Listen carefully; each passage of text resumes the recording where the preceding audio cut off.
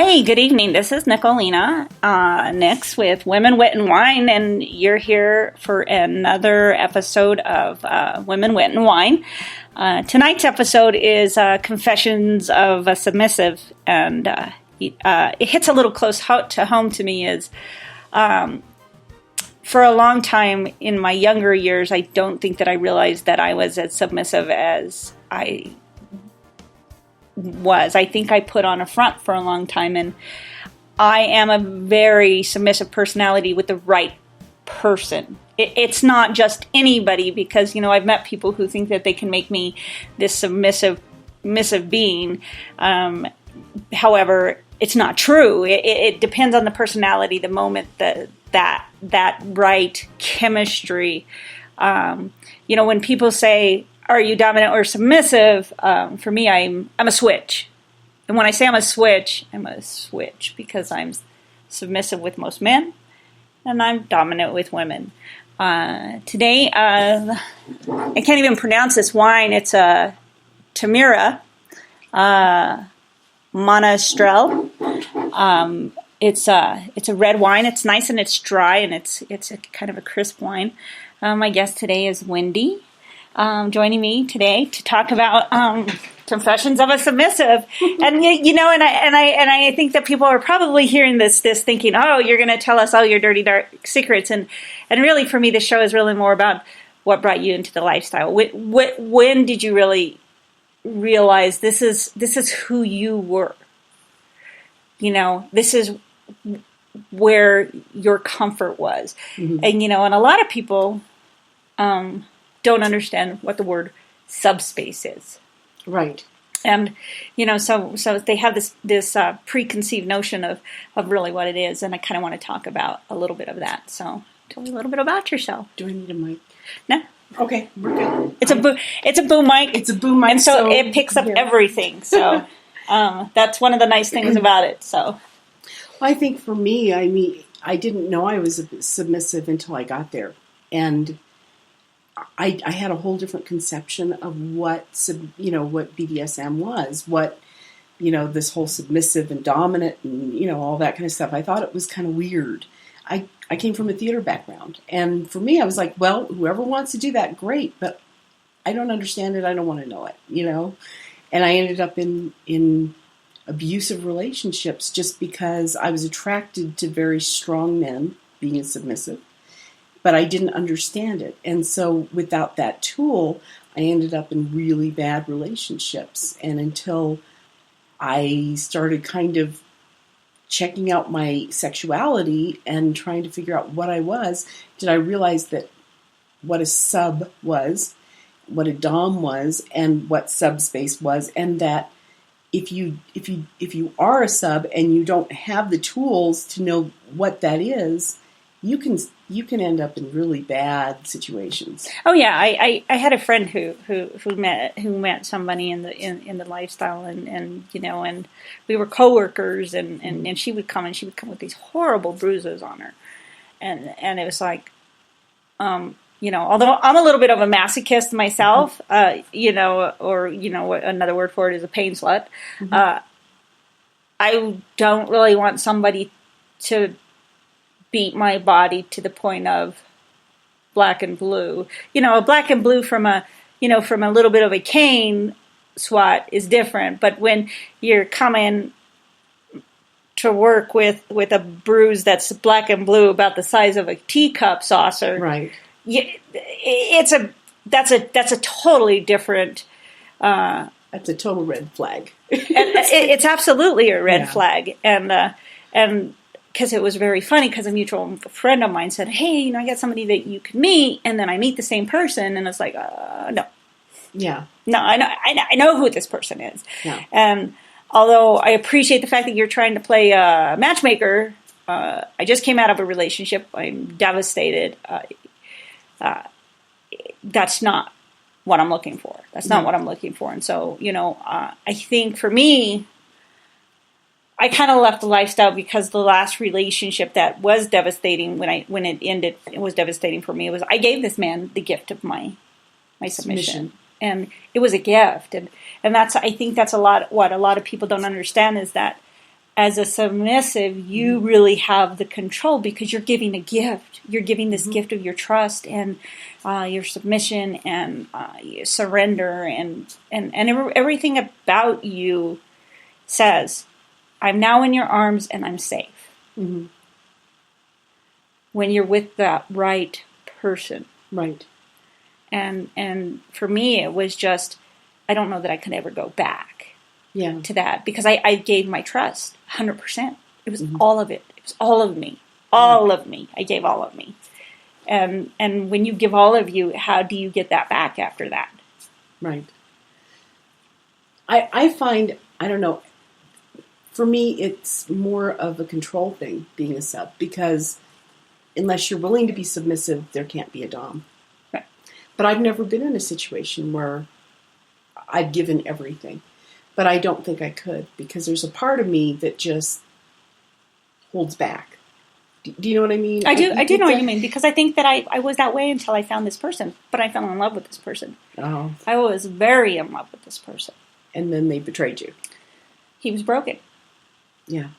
And he was much more broken than he presented. And I was devastated and just lost. I was lost for such a long time. And so when I think about going back to this, I'm like, but I can't know. I'm not sure that I'm now a different person in that respect. So maybe I do think maybe I can be a dom now.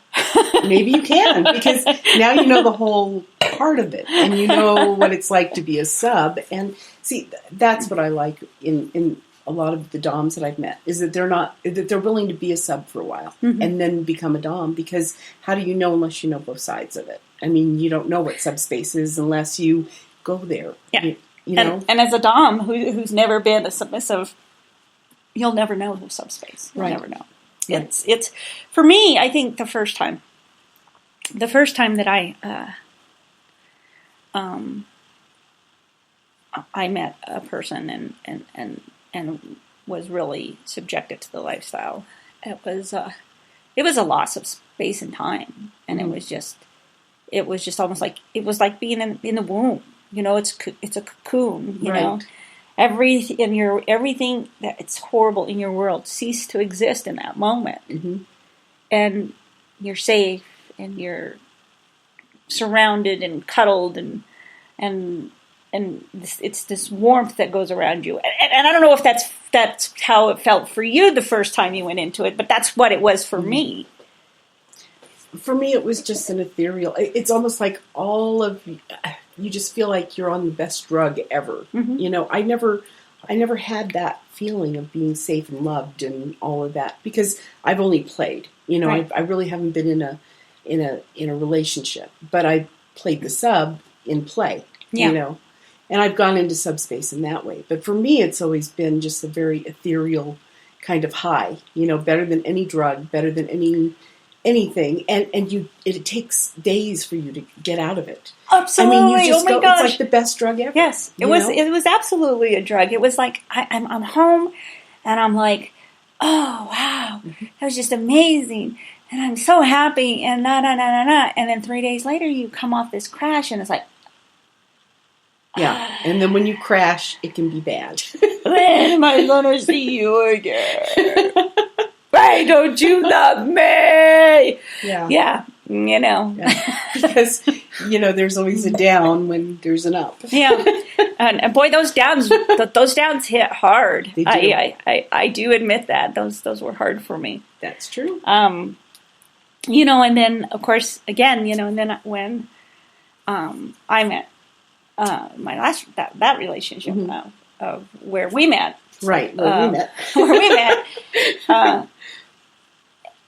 You know, I was looking for that same subspace, and I don't know that I ever achieved it in that time, ever, because I think it was a different level. I think he was much more, a little bit more of a status than he was really a dom, right?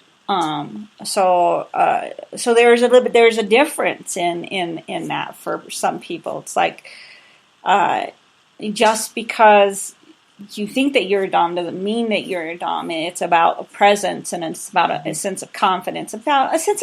It's actually even a sense of arrogance. Yeah. You know, Because like the person that really introduced me to it was, I don't know, his screen name at the time when I met him was Dynamic Wolf. How egotistical is that? Yeah.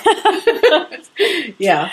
So, but absolutely, so here, I'm like expecting the next person to be just like that. And I was really disappointed in some ways. And then when I met the last relationship that I was in, it just kind of fell into place. Everything seemed so perfect. And I was at peace, and and I got the best of both worlds. I got to be me, and I got to be submissive, and I got to be. And then he broke.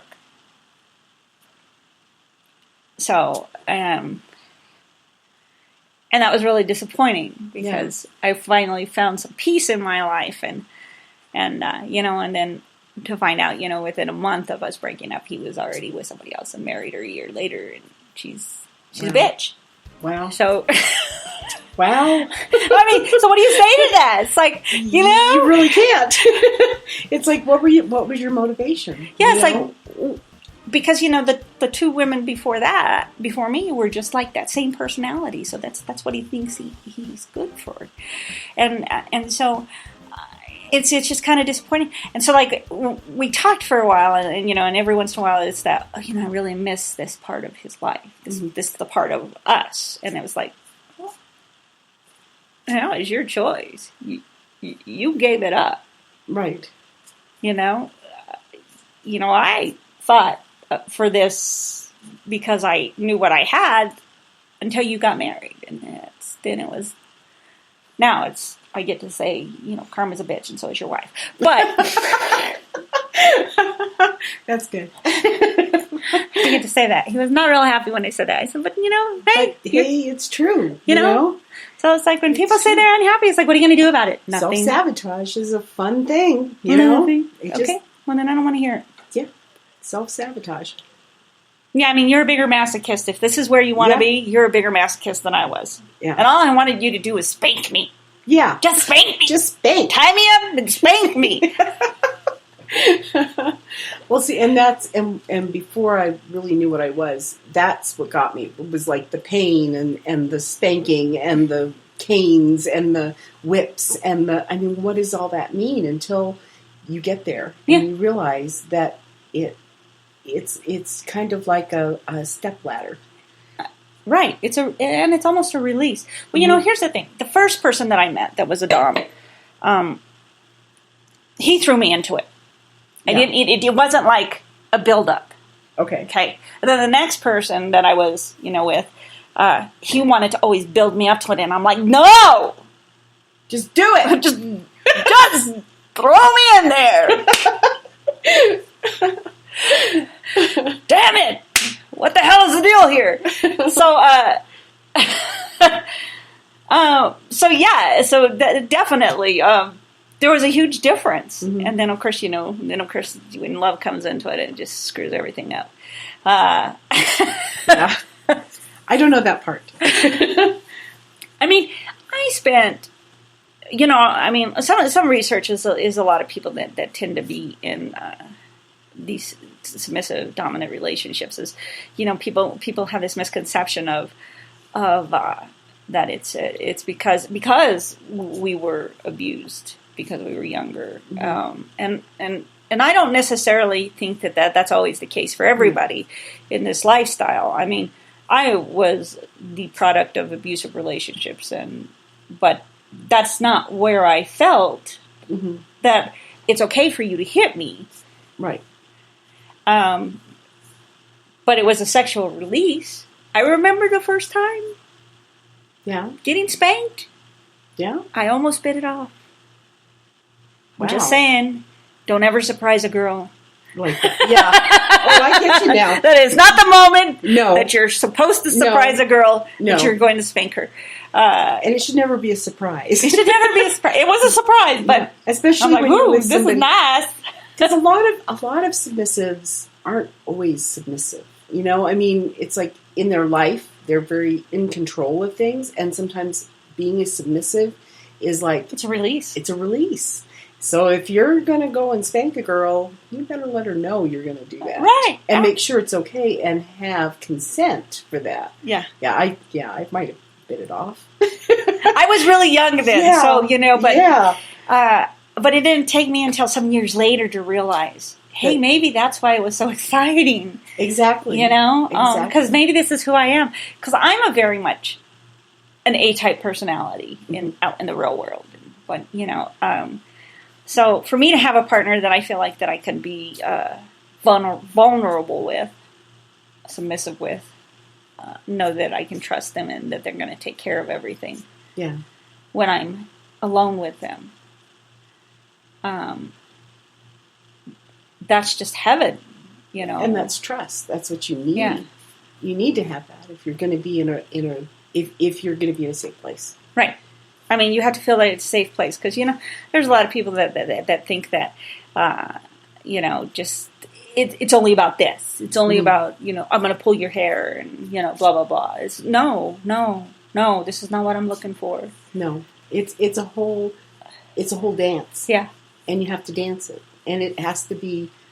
It can't be manipulated. It has to be real. I like that phrase of that it's a dance. It's a dance. I see that. It is definitely is a dance. It's a dance of. It's a tango.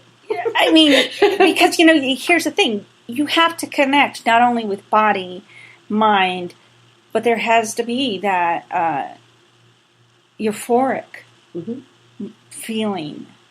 Exactly. That you have with this person. Because if you don't have it, then it's just spanking. It's just spanking and it's just sex. Yeah, it's just spanking, it's just sex. I kind of, after my relationship, I hung out with somebody who, kind of claimed to be a dom. And then, of course, when I scratched him, he was really upset. And it's like, you know what? Screw you. Screw you. Yeah. Don't ever, I didn't do it on purpose. Right. Because if I had done it on purpose, it would have been a lot deeper. Yeah. So, and for the fact that you're telling me then, you're not really in a relationship, but however, you can't go home with marks on you, tells me you're in a relationship and you lied to me. Yes. And that's worse. So, I mean, I'm kind of at this point where I don't want to be the side piece in somebody's life. I don't. You want to be... I want to be number one. You want to be out there and known, and this is it. Right. Yeah. But I'm also not looking for somebody to take care of me. You don't have to rescue me. I don't need to be rescued. Right. I don't need to be taken care of. I mean, I am my own person. I am my own individual. It took me a long time to get here. And I'm in a lot different place than I've been in my entire life because I've been in relationship after relationship after relationship. And I've now been single for 5 years. Mm-hmm. And it's been 5 years. And now when I think about a relationship, in any type of relationship, I'm like, do I really want to do that? I've been single 5 years too, and I do the same thing. It's like, I like my life. I like my freedom. I like all of these things. Yeah.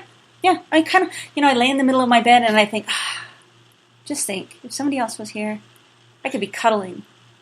And then I'd have to fight them for the covers. Yep. And then they'd snore. They'd have to fight the dogs for the bed. Yes. That sounds just like me. And then where would they be? Sleeping on the couch. Mm-hmm. It's bad when your dogs come first, or your animals, or your pets come first. Absolutely. Over a relationship. Absolutely. You know that you're your own person when you get to that Absolutely. point. When you are. I have 3 dogs, and I always say I have 3 dogs. I have 1 dog. Yeah. My daughter has 2 dogs. Okay. I have 1 cat, and my daughter has 2 cats. Okay. So in this household, there is a total of 6 animals. And only 2 belong to you. And only 2 of them belong to me. I get you. Yeah. Yeah. Yeah. And you can tell which ones they are, My cat's kind of wonky, and my dog's kind of fat, like a tick. I don't know. Yeah. So, but I really think that. I mean, I sometimes miss that feeling. Mm-hmm. But then I think, do I really want to go through all the effort to get there? But I want to kiss a lot of frogs. Is it worth the price? That's what I go to. Is it worth the price of going out there and meeting people and then I don't know. I don't know. I know. I'm kind of. But I like to play still, and that's where I'm at. I mean, I have friends and I play with them, and that's good. So I get that little piece that I miss, and otherwise I'm pretty good. But maybe that's what I need.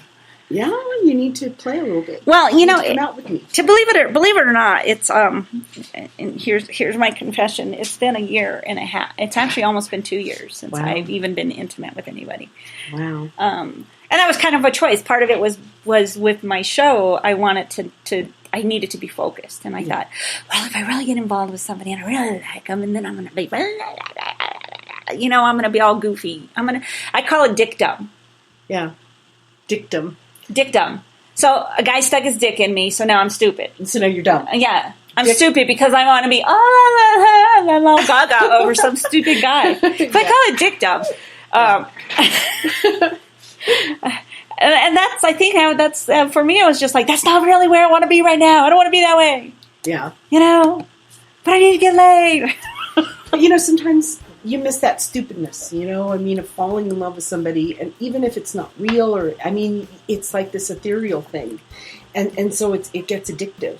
And when I broke that addiction, it was great. Yeah. Because I realized that was dumb, because... You were dickdom. I was addicted. I didn't know that. Yeah, that's my term. That had a term. That's totally my term, dickdom. So I like that term, dickdom. Women get dick stuck in them, and we get dumb. We get dumb. Yeah. And I had a friend. I went and had a drink with a friend, and he says, "Well, you can't say that about men." I said, "Well, then you guys are just pussy whipped." That's the difference. Women get dick dumb because we get stupid because we don't know how to separate sex and love. Right. Why stuck his dick in me? He must love me. No. Well, maybe being a sub, though, I'm able to do that. Because when I'm playing with somebody, it's not love. Yeah. And maybe that's why in your relationship that went bad, where you lost yourself... I was in love. I was very in love with him. You stepped over. I did. I totally stepped over into that love thing. I fell in love with him.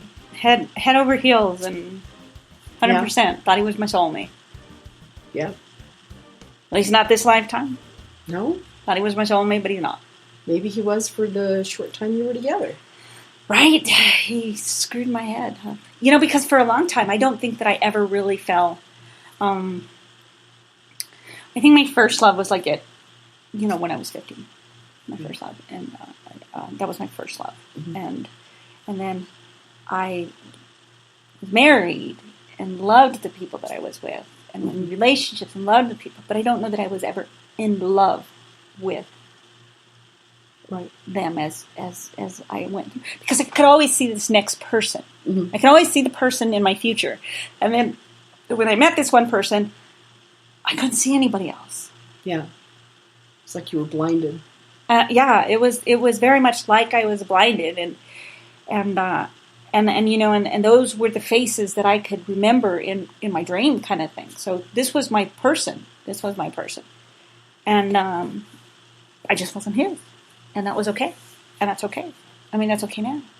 But now I'm at a point where I'm going, I think I got to get back in the saddle. Yeah, I got to get back into leather chaps. Well, if you stop moving, if you stop going, then you're not alive.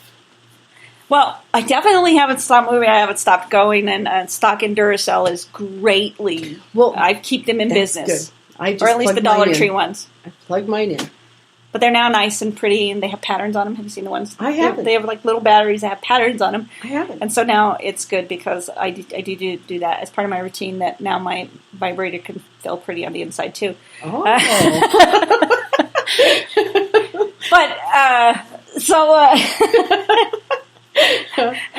And everybody that listens, I have friends that listen, I have coworkers that listen. Again, my life is an open book, and I have very little to hide, I very versed on a lot of subjects, and sex has always been a big thing. I actually used to write about sex. Did you? On AOL, believe it or not. Really? When I blogged. I was able to blog on AOL. We had pages, and I blogged about sex on AOL. That's awesome. And I got out of writing. So, and this show actually has been 2 years in the making, and it only really kind of came into fruition in October of last year.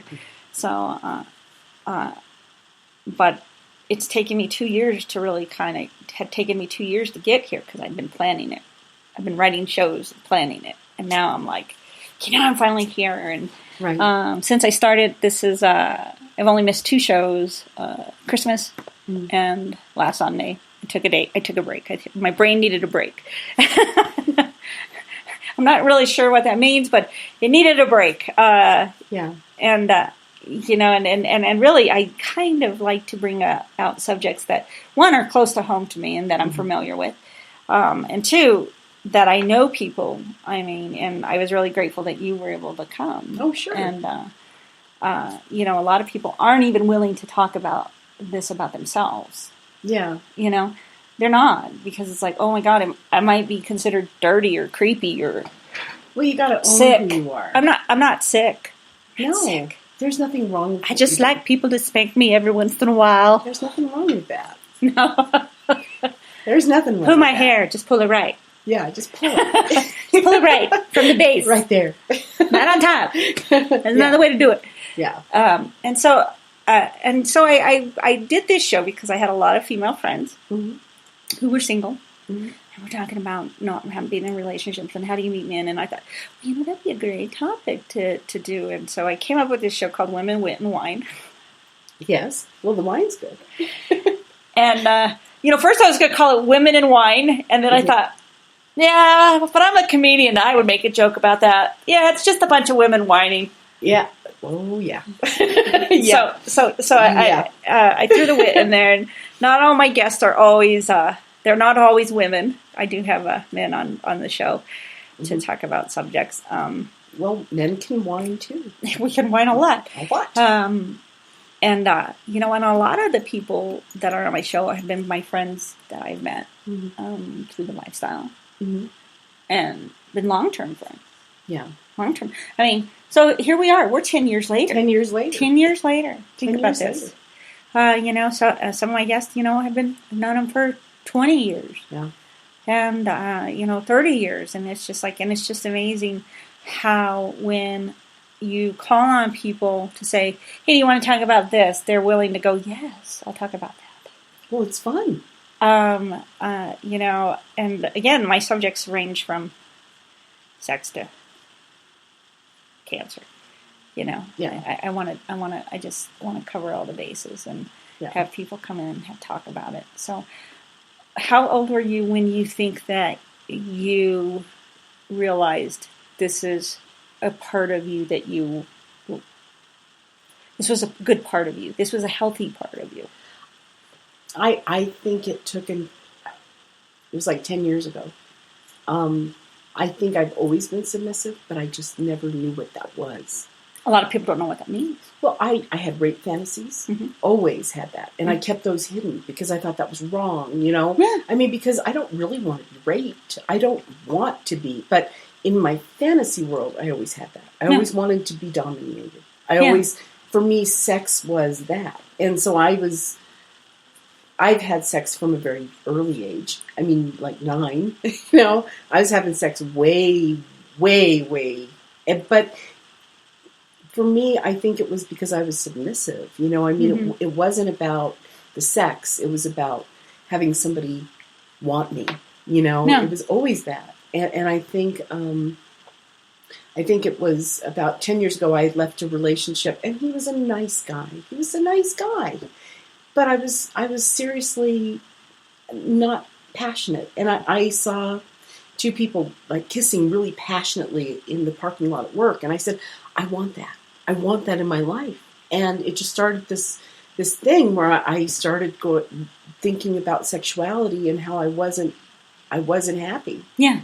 And it started all of this. And when I found when I started educating myself and finding it, once I found out that I was a submissive and what that really meant, and that it wasn't as gross or as horrible as I thought it was, that's when I said, yay, Yay! And so for the past 10 years, I've been exploring that part of me. And for the past 5, I've been single, exploring that part of me. And it's been wonderful.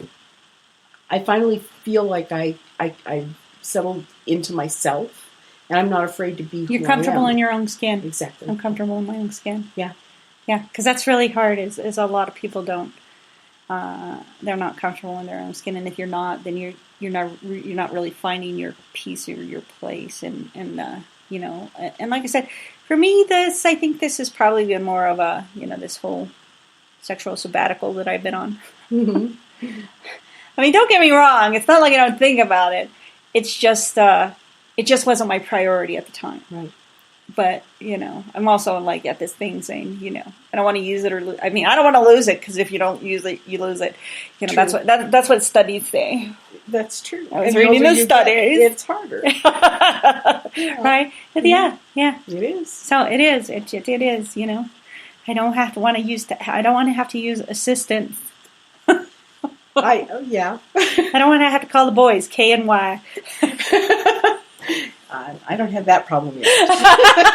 Well, I'm just saying, if you're not using it, you're going to be calling the boys, K and Y. You need to call the boys. Kai, can you come over? Coconut oil's better. Kai,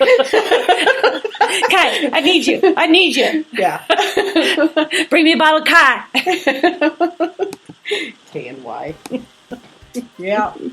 So, but again, but then I also don't want to feel like, I think that, because I'm like on a dating site, I'm on dating sites, and so I meet people, and I want to feel like, I'm also at a place where I don't want it just to be about sex. I want it to be a little bit more substantial than sex. No, I'm not looking, hey, you don't have to marry me just because we're having sex. But, I don't want to feel like, hey, you want to have sex, give me a call, but give me an hour's notice. Sweetie, at my age, I got 5 minutes notice. If I got to wait an hour for you, I'm already done, and Duracell's taking care of it. True that. Right? Yeah. So you think about this. It's like, do you date younger? Do you date older? Do you date, True. You can hear my bottle. Yeah. There she goes. That's what people laugh about, is that you can hear the wine pouring. Yes. As we drink more. As we drink more, yes. Well, for me, sex is not a problem. I can have sex anytime I want. It's not a problem. I can find sex anywhere I want. But I don't crave it like I used to. It's different. Yeah. It's different. It's like what you were saying, sex is okay, but you want a little bit more. Right. A little bit more. Right. But you don't want a relationship that smothers you either. Right. I don't want to, I don't feel like I have to live with somebody to be be in a 24/7 relationship, but yeah, I would like some companionship that hey, let's hang out on the weekends, let's do something, not a call on Sunday morning going, oh, are you coming over today? Yeah. Well, or a call at 1 o'clock Sunday going, you're not coming over today? Well, I have a show every Sunday. Mm-hmm. So why are you calling me this late in the day? Why didn't you call me yesterday if you wanted to hang out with me? Right. It's no longer, I'm kind of like, I'm friend zoned. Yeah. So with that, even though we're friends, I'm really definitely friend zoned. That's kind of how that feels. It's like, yeah, no, that's not going to happen. So, when do you? I think the thing is you have to put yourself out there. You have to be out there to meet people, and I don't really go out that often. Well, I was doing the dating sites, and I'd go out with these guys, and I'd be like, oh my God, I'm lucky because I have a roommate that will check them out before, or check them out and say, yeah, no. Mm-hmm. And it was good because one guy already had me in a relationship on the second date. And, saying that, whatever the princess wants, the princess gets. and she's like, really? Well, the princess would like a new car. Vacation. The guy had no job, and I actually paid for the first date. In Tahiti without you. Yeah. Yeah. So I know there, and I find, as you said with your friend, that there's a lot of broken people out there, and men. I mean, I left these dating sites when I got into a relationship, like you did, which was horrible, and I get back out of it, and I say, okay, well, I wouldn't mind dating a little bit, and the same guys are still there. Absolutely. And they're like, oh, you're back, and I'm like, no, I'm not, and I had to get back off. Not for you. Not for you. No. And it's kind of sad. It's because you do see kind of some of the same people. They're desperate men. And, and then some of them are I mean, it's obvious. Okay, I understand that you're most likely on this thing for sex. Mm-hmm. Most of the men, and probably a lot of women, are out there just for the sex. Mm-hmm. But not everybody is looking for that. And that's not the foot you should start off with, Mm-hmm. Hey, and the whole, hey, can I ask you a question? Can I ask you a personal question? I don't want to offend you. Well, you've already offended me because you had to ask that. Yeah. Why not just ask me the question and chance it? Yeah. I mean, that just might be the day. That might be your lucky day. Yeah, maybe so. Dude, it's your lucky day. I need to get laid. Like some carpet. Shag. Yes, I would like to shag carpet today. Shag. Mm-hmm. So, and I've had people in, I've met them, or they're, married or coming out of a relationship, and it's like, dude, I just, the last one was broken. I don't need another broken person. Mm-hmm. I mean, and this whole, find somebody who helps you unpack your baggage bullshit, that's just bullshit. It is. I can take care of your own baggage. I don't need your box of bullshit. I don't want somebody I have to fix. Mm-hmm. Or wants me to fix them. I don't. And I think that's my problem is. And I don't even know that's a problem. I say that's a problem. But I don't want somebody that, I mean, oh my God, I have enough issues of my own. No. Why do I need yours? No. I don't want you to take care of me. I don't want you to fix my stuff. I want you just to... In turn, you don't want to do the same thing for them. Yeah. Sometimes I just need you to listen. Just listen. But that's what women need. People to listen. Listen and shut up. Yeah. And then if I say, what do I do? And then you can tell me. But most of the time, we just want a sounding board. You heard? I need to vent. I just need to vent. I got a friend, I call him up. Tony, I just need to vent. Just here to vent. Not really looking for advice, just to vent. Still get advice, but if you say that, I think if you relay that, it makes it a lot easier. Mm-hmm. And sorry, I do go off on little tangents here, outside the subject. That's fun. That's one of the things I like about my show. You can go anywhere you want. I do have thought tangents, and when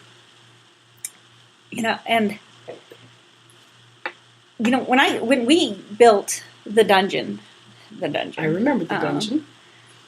It was definitely intent. It was with the intent of that lifestyle, and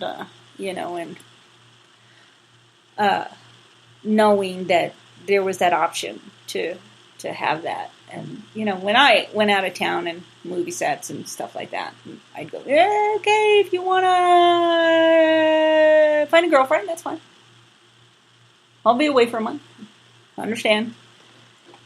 Never really happened that way, but it was probably more me than him. But I didn't need to find a girlfriend. But well, you never know. I was offering for him to find a girlfriend if he needed it. Yeah. So you never know. You never know what they're going to need. And I just think that knowing that was there, that was a secure thing, and not thinking that I was going to be judged for it. Mm-hmm. And now it's kind of at a point where, when we go and we do go stuff and we go hang out over there and, like have a birthday party or something like that, there's always the, hey, you want me to show them? And it's like, oh, well, I don't care. But then there's people that you think, oh, maybe not. Because I've had people go and get freaked out by that. Yeah. Oh, yeah, I can't handle this. What are you going to handle? What do you think I'm going to do? Chain you up and skin you?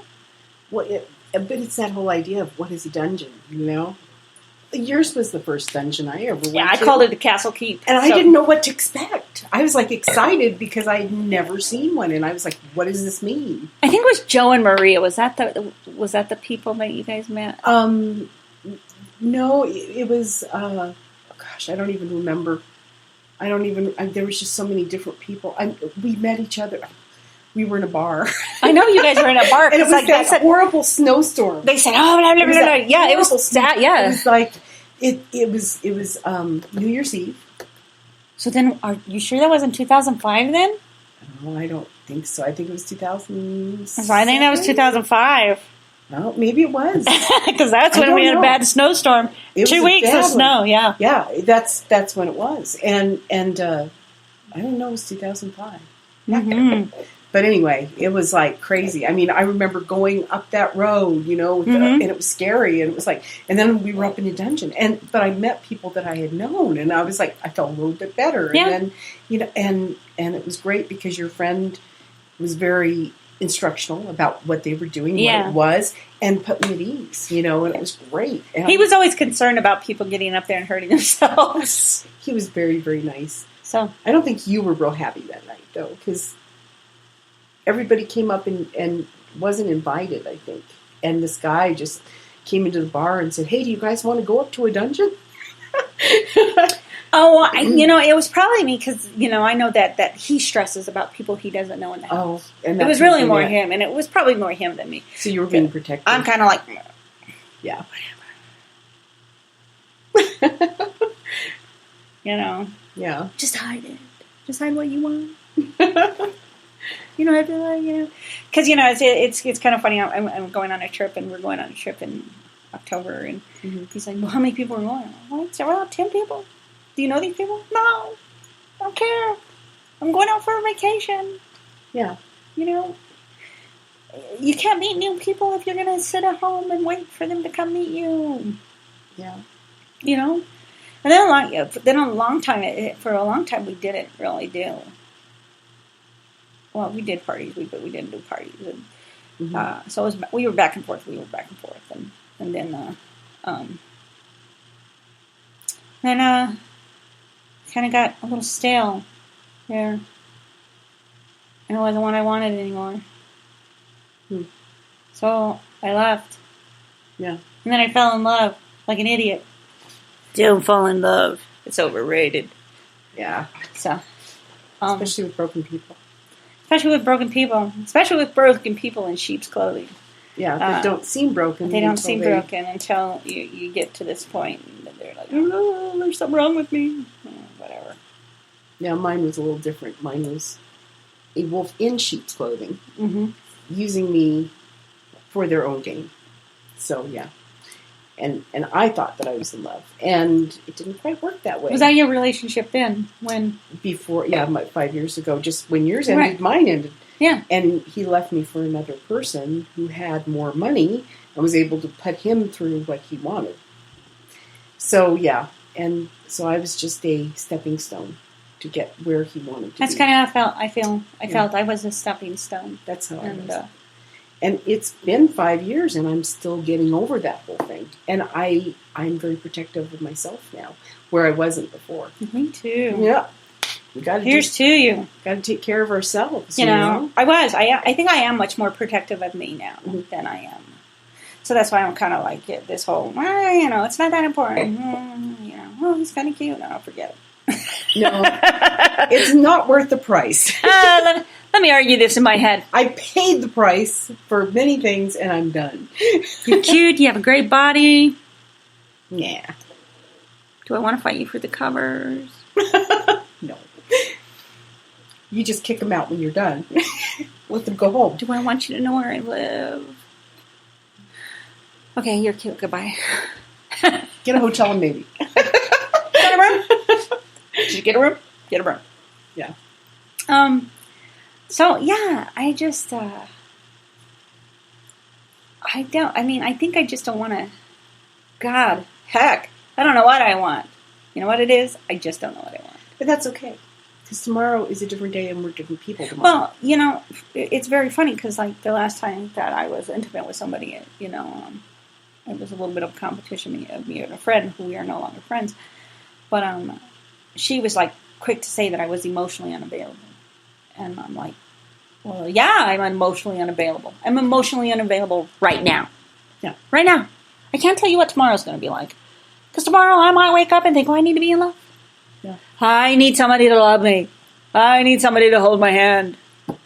But it takes a long time to be emotionally available to somebody. Yeah. Especially when you've been... Yeah, I got burned. Because if not, then you become broken if it happens again. I got burned like a bad tortilla. Yeah. Just saying. Yeah. I did too. And so, yes. And that's exactly it. And that's kind of... you know, so when people are like...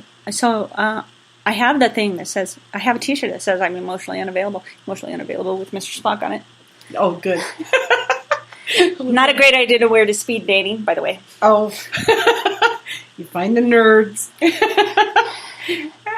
Emotionally unavailable. Yes, I am. Sorry. Sorry, not sorry. But yeah, I think about going out and getting out there again, and maybe I have to come hang out with you. There you go. We need to go have fun. We need to go have fun. I'll have to invite you with my friends sometime. It's fun. It's nice. It's a very comfortable thing, and it's not in a big, you know, people are cool. Mm-hmm. It's good. I'm a pretty laid-back person most of the time. Yeah. Yeah. Well, I know that about you. I'm highly neurotic, but it's okay. But aren't we all? In our own ways. That's what I tell people. I own my crazy. Thank goodness. So, I just this weekend, my first love, my very first love, his father passed away, and so I got to spend the weekend with the family, and it was very interesting to hear that I didn't know. I mean, kind of didn't know how to introduce myself because I was this person's girlfriend when he died because he got hit by a drunk driver. Oh. And I stayed friends with his father for years afterwards, and they moved back into town, and I was a little heartbroken that I didn't get to go see him before he passed. But I did get very warm welcomes to the services and everything, and was invited like I was family, and his wife's daughter actually even said, "I've always heard stories about you. You're always going to be Ray's girlfriend." Wow. To me, and so made me cry. I'm like, damn it. Okay, I'm ready for you now. So, but, yeah, and so, do you think that you could be 24/7 submissive? No. I am not. I could not be. You know, I mean, I knew Dom. I don't know. What was her name? Her name was Bitchin' Hills. What was her name? I don't know. If I know her. Did you know her? Yeah. Is she still on? She's still around. She's awesome. Is she? She hates me. Does she? Yeah. Why? I don't know. She just doesn't like me. She used to badmouth me all the time. Huh. I never really disliked her, but it just, I just thought it was interesting. I was always just amazed at all the people. Huh? She's listening, actually. She's a friend. That's okay. Yeah. I'm okay with that.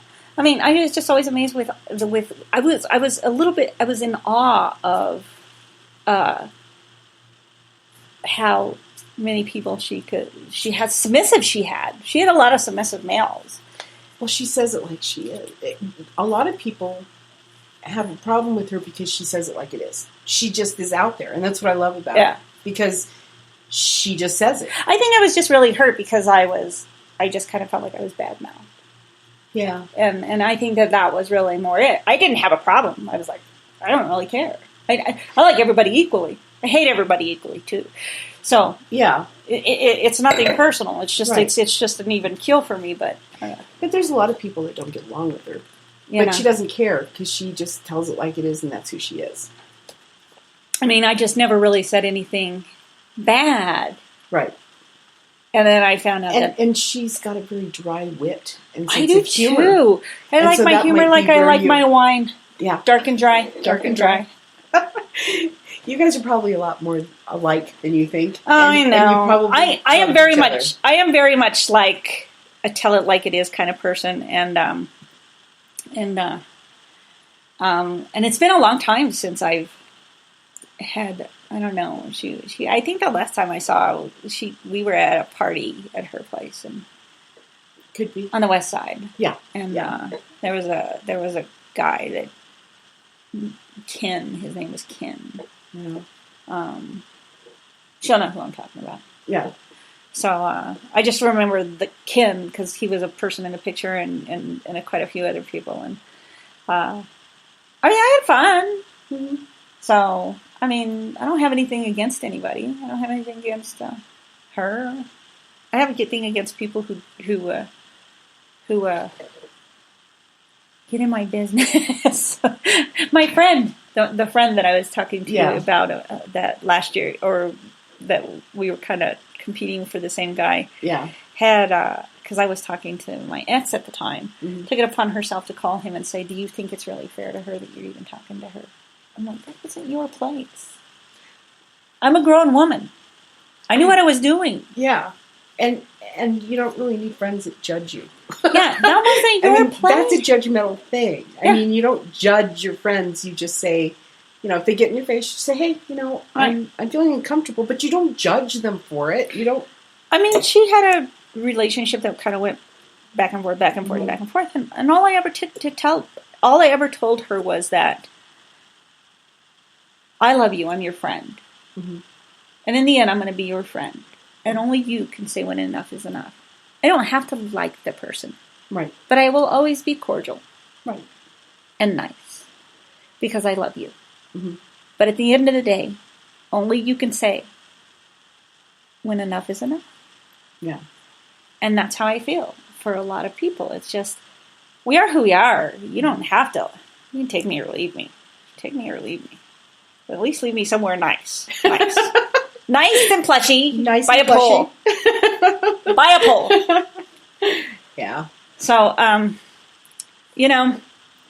but, and like I said, I've been in this lifestyle for so long that, I have people, I've known people, we've come together, we've gone apart, we've come together, we've gone apart. Mm-hmm. So are you going to say if I go to your parties, I want to, Well, you don't know. might want to kick me? Don't kick me, don't kick me. No. It would hurt. I'd cry. I'd cry like a little bitch. I admit it. I'm This a little is a bit. whole different group of friends. Okay. So we're good. So, and again, it's not that I'm saying, I just was, like I said, it was just so really kind of surprised, Yeah. because I just don't. Well, and sometimes personalities don't get to, don't work together. We don't have to work together, but Yeah. we just don't work together. That's all you got to say. Yeah. We don't work. I don't like you. I don't like you. I don't. Maybe you can like not liking each other. Some days I don't like me either. Yeah. I draw a hat. Okay. I'll like comb my it. hair today. I won't look like Don King. I went to work on Friday, put a hat on, and people said, "Hey, that hat looks really good on you." And I said, "It was that, or I came in looking like Don King." You're looking for the hat. It's funny. Because that's what I look like in the morning. But really, the whole thing is, we go to lifestyle events. Mm-hmm. October is usually a big thing. Oh, yeah. Slaughterfest. I haven't been in years. The last time I went, it was when it was down on 4th Street. What was that place at the time? Oh, Elixir. Oh, exhale. Exhale. That was the name of that place. Mm-hmm. That was the last time I did anything. But I think that was, how long ago was that? That must have been at least 6-7 years ago. Right, Exhale's been gone about 5 years. So I was still with Terry at the time. And that's been a long time. Oh my God, I'm getting old. I got gray hair. Oh no. I admit it. Right here, big string. Age is a part of your mind. Well, age is a part of my mind because my daughter will tell you I'm 5. Mm-hmm. And sometimes I admit it. But I'm kind of interested in going because I know that, your friend who came to Mountain Dawn, who came to my house, I didn't realize we knew each other. Didn't know that we knew this guy. I know. Had asked about me going up there and kind of thing, and was talking about events, and I said, well, I'm a good event hoster kind of thing. But is that even in existence up there anymore? I'm not sure. I think it is. I think it's more of a singles. I mean, it's not. I think it's a swingers club. Yeah, I think so too. I think they're swingers, but it's also they're trying to incorporate different groups to bring other groups in. Yeah, it's really beautiful up there. It's really nice. Never been. I was always afraid I'd run into my ex and his wife. I'm actually on their website. Yeah. Yeah. Yeah. I'm afraid I'd run into my ex and his wife because they go up there. Oh, lovely. Yeah. Yeah. Yeah. Not so much, huh? Yeah, so I haven't gone. I haven't really even been active. I mean, I think that I went to a party 3 years ago with some friends. Yeah. Not up there, and I think that was the last time I was even out in public. And of course, there was that constant fear because I found out that that him and his wife were in the lifestyle. Oh goodness! She's a big sloppy drunk. So, sorry, didn't mean to say something bad. Burn my tongue! Burn my tongue! Big sloppy drunk. Sorry. Just remember, guys, I am a comedian. Yes, she is. I've seen her on stage. I tell jokes for a living. Don't take anything too seriously. I hate everybody equally. But I love that you guys are listening tonight, and I'm so glad that Wendy got to come out tonight. I'm glad you invited me. This is great. I'd love to have you back. And I'd love to come. We can talk about other stuff. Yeah. We can talk about your relationship. Oh, lovely. Or non-relationship. Well, I think, actually the month of, here we are, we're in April, I'm planning May. I was trying to plan mid-May stuff for Pride stuff. Okay. And, I'm thinking about doing some shows first for Pride and, of course, then of people who represent that community. And I would even be interested in the transgender community of talking, I mean, I have a daughter. My oldest daughter is a lesbian. Mm-hmm. I love my children equally, And I've always told my kids, love is love. It doesn't matter what form it takes. I mean, the love of your life can be a pet. Not in that way, but a pet. Yeah. Yeah, not in that way. I'm just saying, the love of your life, you don't know who that your true love is. And, it can just be something so simple, Right. What is love? And who are we to say I mean, we put ourselves in boxes, where we say, oh, well, I'm straight, so I have to find a man. Well, but if a woman comes into your life and it's the right person. And, that's always been my opinion. Why limit yourself to only half the population? If you're bi, then you've got 100% chance. That's right. I mean, you've got your chances have gone up. Yeah, you've doubled your chances. You've doubled your chances. And I'm kind of like that. It's like, I'm like, you don't know. Love can hit you, and you don't know who that person is going to be, or, you don't know if it's going to be a man or a woman. We have this preconception of, moralistically, of what is right, of who we should be with. But, okay, here I am. I am a middle-aged Caucasian female. That means that I should find a middle-aged man, Caucasian. Yeah, you're boxing yourself into it. And I've now boxed myself in, limiting myself to the possibilities of, who knows, my neighbor might be awesome. I'm pretty sure he's not because he's a drug addict. But why limit yourself to that possibility? So, right. I mean, and that's really kind of how I think about this. And you just don't know. You don't know who is going to be, that person that you connect with. Right. I mean, you have to be open. Even in this life, even in the lifestyle, you risk that. Yeah. Of it's consensual non-monogamy. It's consensual lifestyle. But it's consensual in a way that there's always this risk of you could fall in love with somebody else. Yeah. You could. Yeah. You don't know what tomorrow holds. You know what I can guarantee for people? I can guarantee you today. I can guarantee you right now, this moment. This moment. This is what exists. Because in 5 minutes, everything can change. That's right. And the roles and the cards on the table are completely different. That's right. Right? That's right. So you want to come back? You want to talk about this some more? Yeah, let's do that. I have a lot more to say, but we don't have enough time today. Oh, no, I have 5 hours. I can talk all day. I have 5 hours a day. I totally do. The program that I pay for is 1,500 hours a month. Wow. So I end up using 5. 5.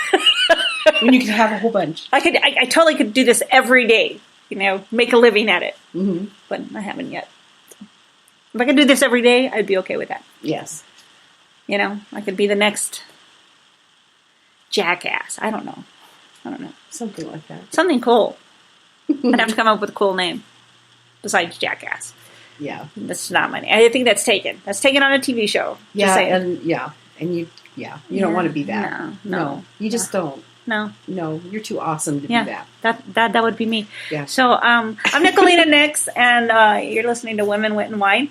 And the next episode that we have is going to be with Winter Flack, and we are definitely going to be talking about romance novels, whether they're fact or fantasy, and the archetype male figures in that, and in what is written in those novels of our idea of men. So we look forward to seeing you next week. This is Nicolina Nix, and I'm here with Wendy, and thank you so much for joining me. Thank you for having me. And I totally want to have you come back and I will talk some more, and we're gonna finish some wine here. That's what we're gonna do. Oh, we got more wine. We're going off air. We're finishing wine. So have a great night, and we'll see you next week. Bye.